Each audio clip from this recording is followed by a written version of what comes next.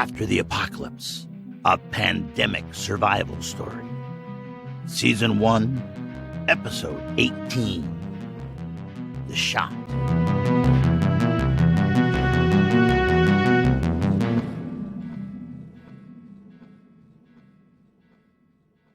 What runs through the mind of a dog? Not just a dog, but a soldier and a veteran. Now, it is quiet. I am alert. My pack is safe. I see them on the roof of the building. A large cat waits below. The pack is my duty. I protect the pack. I fight and die for the pack. I hold here out of reach of the cat, waiting. It is hot. I am thirsty and hungry, but I will wait until my new man says otherwise. The new man commands less than my soldier. The new man gives commands, but the woman acts like a pack leader. There is only now. There is only the mission. I can fight. I can harass. I can run, but I must protect the pack. My nose is full of the sweet smells of many things. So many smells in this place. The smells of animals. The smell of those birds across the road. The sharp smell of rancid meat, rotting trash and waste. The smell of death. The musky ammonia reek of cat. So many smells. I wait. I watch. That is my job. I await a signal. The large cat is at rest on the grass, so I move at the edge of the open ground. My pack sees me. My new man makes eye contact. He knows that I am here. I watch. I wait for a command. I wait for my time to do my duty, to protect the pack. The old man felt the hot asphalt grit of the roofing shingles burning into his backside as he hunched forward with his hands holding his knees. He alternatively watched the lioness preen herself and glanced at KJ, who lay on her back beside him. She had one arm thrown over her eyes, forearm blocking the sun. The hand of that arm was reflexively clenching and unclenching in troubled thought. He straightened and looked around, gathering as much as he could from the view. They were a couple 100 yards from the gravel road. The hills sloped up behind the farm in dense thickets behind a tall fence. He looked at the woman lying there and thought to himself, here's another one of those leadership moments.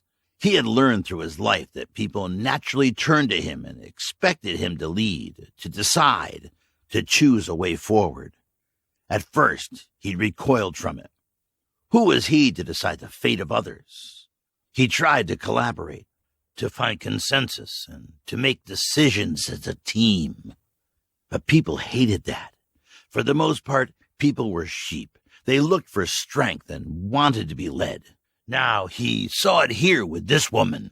As capable as she was, she just saved his life, in fact. He thought he knew what she was thinking.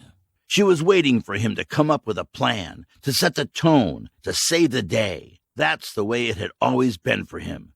Part of why he'd given up on the world, why he'd rather wander the apocalypse alone, like the anti-hero loner of some fictional epic.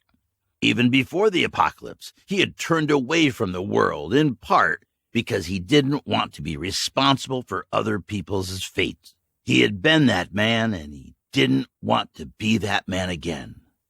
He looked at her. He knew what she was thinking. KJ lay on her back, reclining, head resting on the angle of the roof peak, one arm covering her eyes, and thought it through. Another crappy situation, she thought, like so many others. This world was just a constant parade of crappy situations and crappy, horrible choices. God help her, she was starting to get used to it. It was becoming a mental game, like she was on some sort of horrific game show.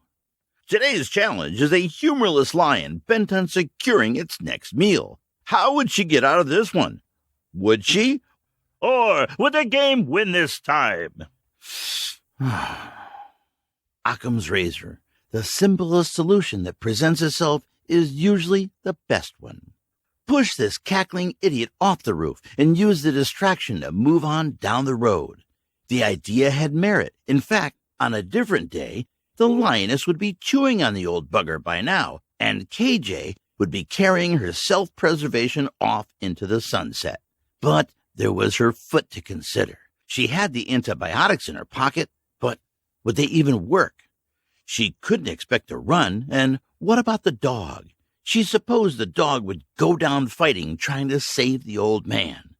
It all made option A, the shove the old man off the roof plan, a bit less probable. It wasn't clear whether the foot was healing or whether it would need more work. As nutty as this guy was, he had demonstrated some medical skills. The logic gears and probability trees in her brain ground to a halt. She still needed him. For now.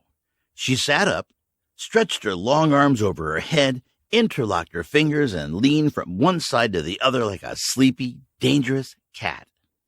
The old man watched as she shifted her weight and stretched her long, strong frame. He waited for the conversation that he knew was coming. She turned to him and locked eyes.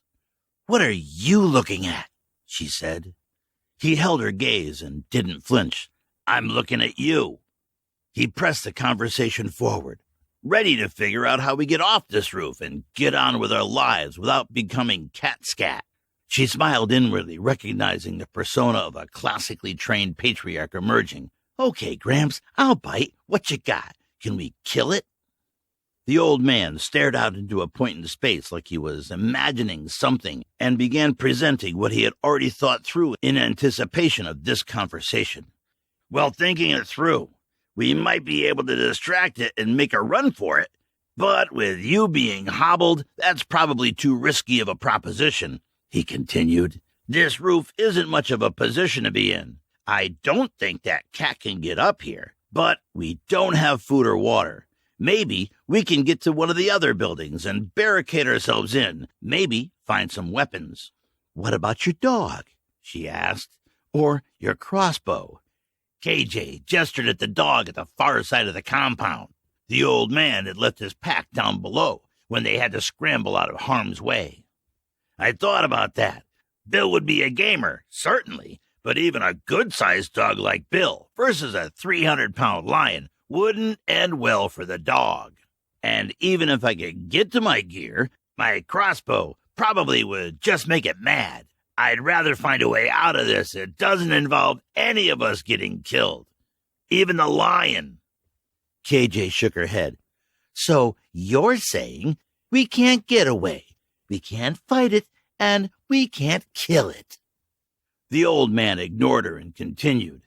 "Hey, have you looked at her?" He gestured to the dozing cat. "She's healthy. She's not starving. Ironically, she's found herself back on top of the food chain. It's not a bad thing to have an apex predator population hanging around to keep the wild pigs in line. There was a robust mountain lion population here before people showed up. Why kill her if we don't have to? Who are we to decide what gets to live in the apocalypse?"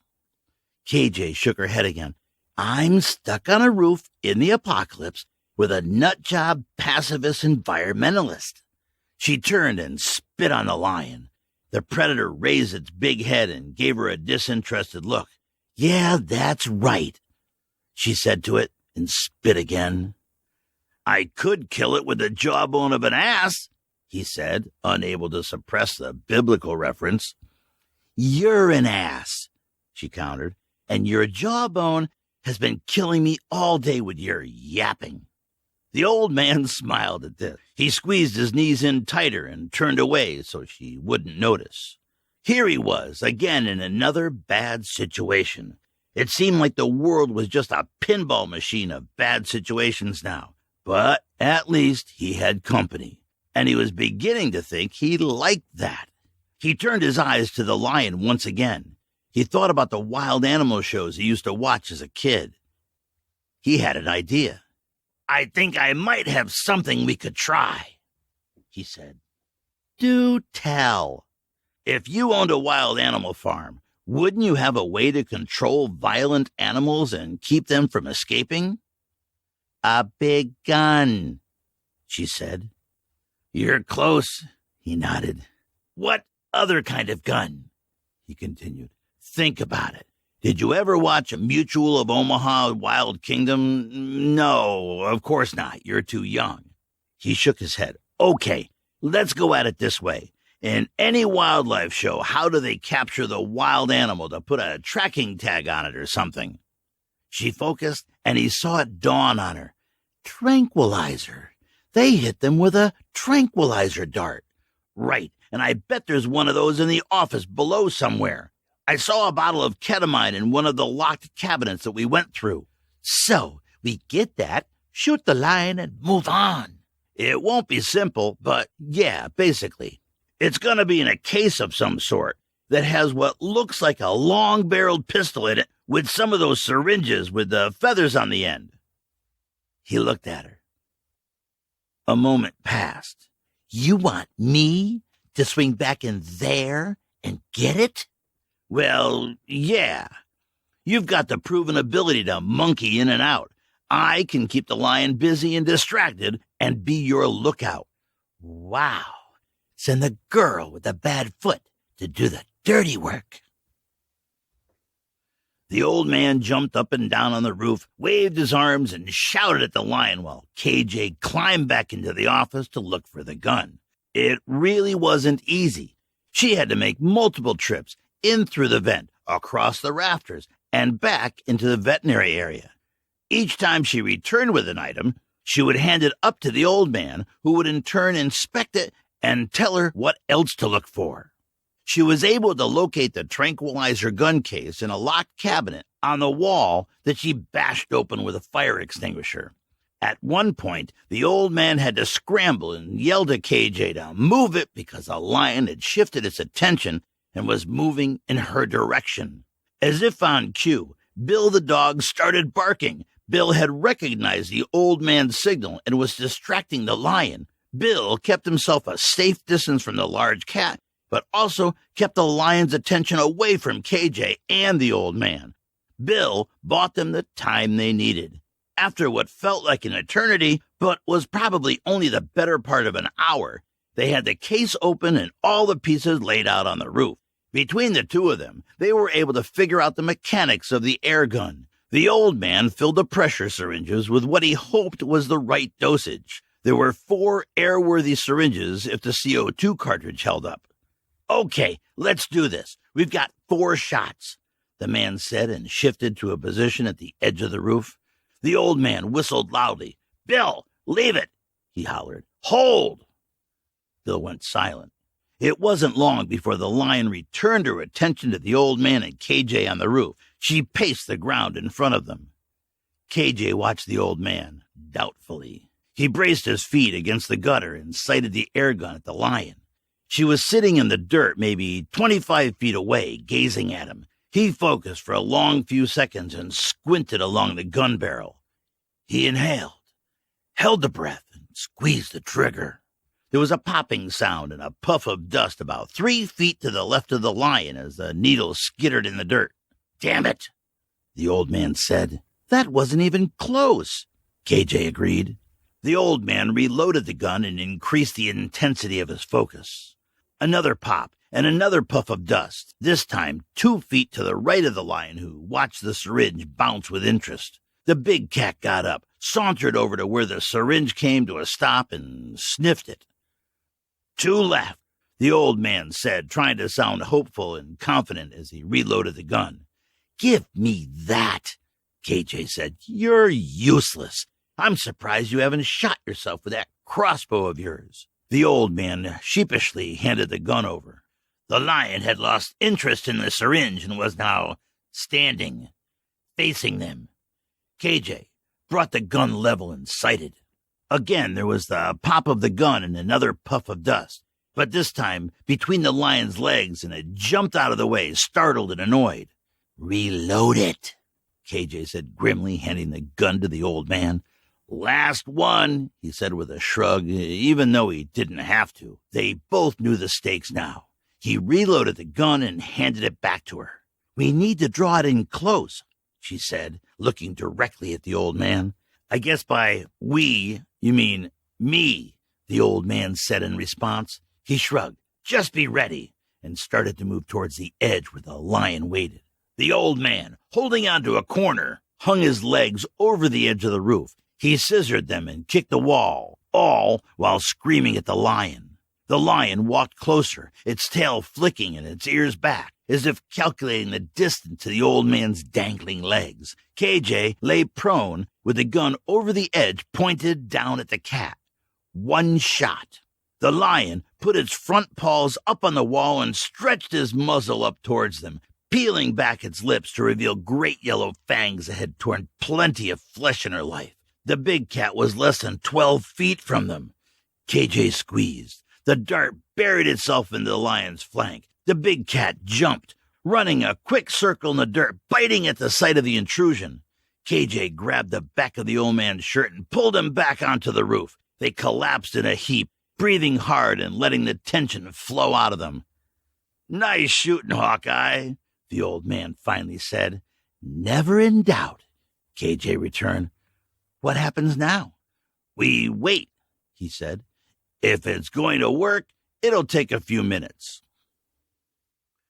Eventually, the big cat started to pant and stumble. She finally fell over, tried to get up, but then relaxed into a fitful anesthetic trance. They kept an eye on her as they climbed back down from the roof and into the office. The lion lay panting on its side. She still struggled to get up, but she couldn't. Bill sniffed at her, but kept his distance.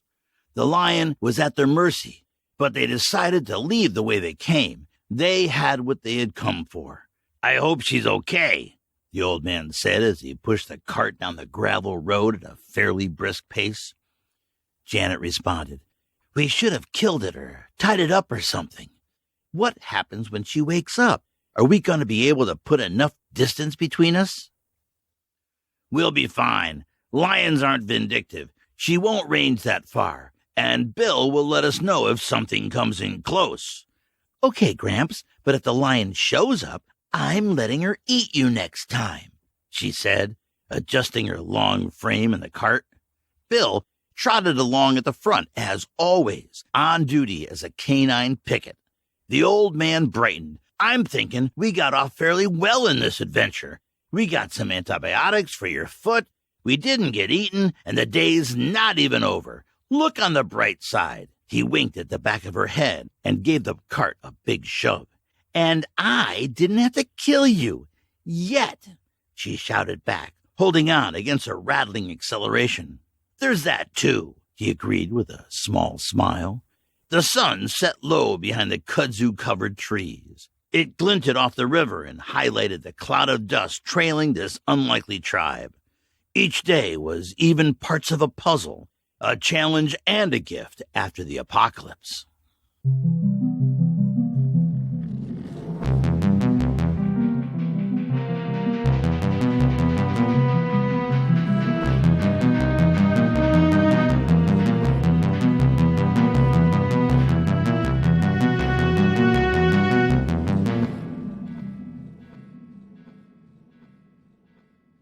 Hello, my survivor friends. How is the apocalypse going? This is Chris, your host, for this apocalyptic after party. Thank you for showing up and joining the old man and KJ for an adventure. So I really liked Robert's read of this one. He's got it, man. He's in the groove. I think he got the dialogue just right. And I had written these 2 chapters about the animal farm. I won't talk about George Orwell here, although I want to. I wrote these back in 2020, early, during the height of the pandemic, while I was experimenting with this universe and some of the dialogue to see if it merited the effort of my attention. And I wrote it originally as a 2-parter like this, with the cliffhanger in the middle with them on the roof. But this time around, I tried to cram it into one episode, but it would not be crammed. So we broke it up and we left it as the original 2-parter with the cliffhanger, and we fleshed out the dialogue a bit. I think it works. I like it. So we're 2 episodes away from wrapping up season 1, We get episode 19, episode 20. That'll put us at about 50,000 words. Imagine that. And like I said before, we're going to take a break after episode 20, and we're going to turn this first season into a paperback, an ebook, an audiobook. And the mechanics of this are not unfamiliar to me. I have done it before, but not for a few years. But I have contracted the Starving Artist to work on a cover for me, some cover art. I'm pretty excited about that, although I know it's going to be a hard slog with a lot of edits. I'm excited about that. And I contracted another young lady to edit the audio scripts back into book form. And the difference between writing for audio read and a regular read is relatively minor, but I think it's worth the extra help. When I write for audio, especially if I'm not reading it, if somebody else is reading it, I break the paragraphs up into smaller chunks and smaller phrases to reinforce the cadence of the read. So I'm having a nice young lady from Jamaica, actually, I think, go through and pull some of those fragmented paragraphs back together for readability. And also she'll go in and delete all the audio instructions, the notes, like how to pronounce this, that kind of stuff that I put in the text there. And she'll look for typos and blatant grammar issues like dangling participles, which I am particularly fond of. I would love also, to have any of you who are readers, you want to support the book launch, that's great. If you're game, I'd love to have you. I could use the typo hunters as well. I'll give you a pre-release of the book. So come on over and join the Facebook group After the Apocalypse. Join my team. Let me know. And I apologize for making this hard for you, making you work hard. There's a bunch of Facebook groups and pages called After the Apocalypse. Mine is Old Man Apocalypse, all one word. So if you go, technically the link is www.facebook.com/groups/Old Man Apocalypse, all one word. But if you search on Old Man Apocalypse, all one word, you should probably get there. And another thing that I'll be recruiting for is a book launch team. So in a couple of months when all this comes together, I'll need help, for lack of a better word, in marketing. Although that's kind of a highfalutin word for what I'm doing. Again, Facebook, After the Apocalypse, Old Man Apocalypse. And since we've last talked, I've been reading a Robert Heinlein I always say Heinlein, but it's Heinlein retrospective called Requiem, which, if you are interested, you can procure on Thrift Books for $5.29 plus shipping. It's a collection of quote-unquote unreleased stories and other stuff. And one of the stories is a novella that he wrote in the late 40s, early 50s called Destination Moon. And you may know Heinlein from his more famous works like Stranger in a Strange Land, Time Enough for Love, The Moon is a Harsh Mistress.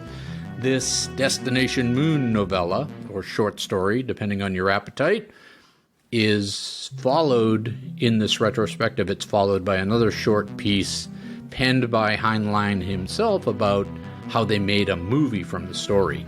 So I, curious as I am for the literary obscura, of course, went out and hunted down the movie, which you can watch on YouTube, it turns out. And it's interesting because it's such a time capsule, pun sort of intended, of this sort of religion of hard science that came out of American engineering culture in this post-World War II time period, this golden age of science fiction. And Heinlein was involved in the movie production, and they worked really hard to make sure that the science of it was good science, that it all made sense, that the gravity and the exit velocities and all that other stuff actually made sense. And it ends up almost feeling like a documentary of space travel of sorts from the early 50s. And these guys actually ended up being a big influence in turning American cultural knobs towards space travel, cheerleading, if you will. That going to the moon was not fantasy, not fiction. No, this was science. We can do this. And if the incompetent bureaucratic government would just get out of the way of us industrialists and engineers, it'll be done. And it needs to be done. Must be done before the Russians do it, right? 1950s. But it's a great example of what the sci-fi of the time was all about. They just loved hard science.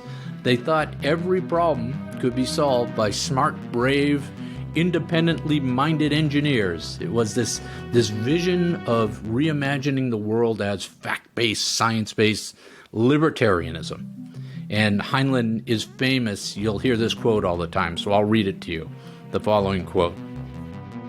And I quote, "A human being should be able," and I think originally it was a man, okay, because you know where these guys are coming from, but "a human being should be able to change a diaper, plan an invasion, butcher a hog, con a ship, design a building, write a sonnet, balance accounts, build a wall, set a bone, comfort the dying, take orders, give orders, cooperate, act alone, solve equations, analyze a new problem, pitch manure, program a computer, cook a tasty meal, fight efficiently, and die gallantly.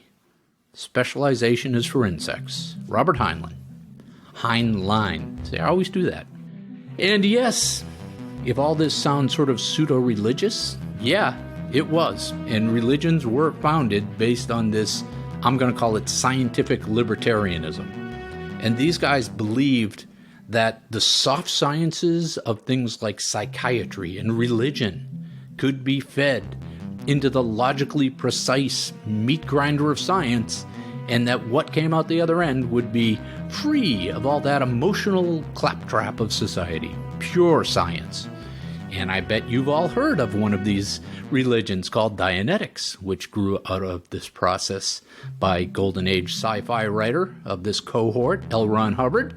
But you probably haven't heard of the Church of All Worlds, a neo-pagan religion that was founded in California, of course, because, you know, all the crazy heads for the coast in America. But that was based on the writings of Robert Heinlein. So, I don't know what the moral is here, but it could be careful what you imagine, careful what you write, careful what you believe, because, you know, sometimes a cigar is just a cigar and people could be listening. These Golden Age writers, by pouring their beliefs and their realism into their writings, made the writings very compelling. It was more than stories for boys, and quite literally, they changed the world. So sorry for the long screed, but I find it all very interesting, and I thought you might too. And remember, if you have the time and the wherewithal to make a donation at the Patreon group, I have read stories, extra credit stories into audio for members there, so you get those. And join the Facebook group and volunteer to be a typo hunter or a member of the book launch team. And maybe you and I, we can change the world. But above all else, put one foot in front of the other, confront each morning with joy, and keep surviving.